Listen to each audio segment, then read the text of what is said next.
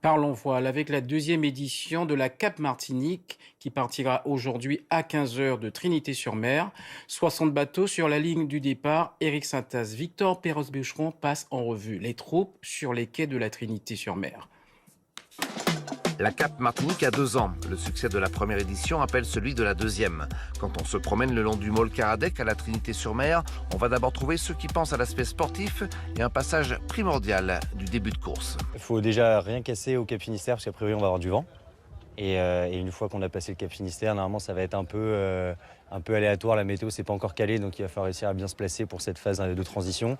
Et derrière, après, on pourra attaquer s'il faut. Il y a ensuite ceux qui vont courir avec un certain état d'esprit sur l'océan, qui l'ont déjà traversé, qui n'en sont pas à leur première. Ils deviennent même philosophes, qu'ils soient de la Trinité-sur-Mer ou de Cape Town. C'est du demi-fond, enfin c'est du fond ou demi-fond comme on veut par rapport à un Vendée Globe, mais un format de 3 semaines, donc on est en route directe, il n'y a pas d'escale. Mais alors, où sont les femmes? Pas en solo, mais en duo. Prenons l'exemple de Christine, la française de Marseillan, et Christina, l'américaine de Seattle. L'une va découvrir sa première transat, l'autre va faire step by step.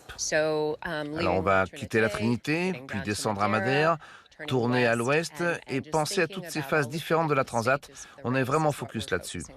Il y a peu de courses comme ça aussi importantes qui sont ouvertes aux amateurs et voilà, on en a fait en Méditerranée et là c'est le Graal. Qui dit transat dit briefing classique de l'organisation avec Thibaut Derville et Jean-Philippe Cole, les créateurs.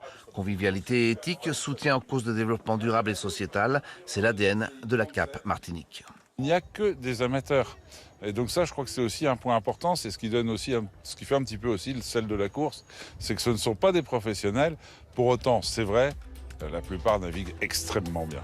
Et le compte est bon, 100 marins, 60 bateaux, 19 jours pour les meilleurs pour une arrivée à Fort-de-France début mai. Mais tous vont porter des valeurs sur l'océan dans cette transat unique et engagée.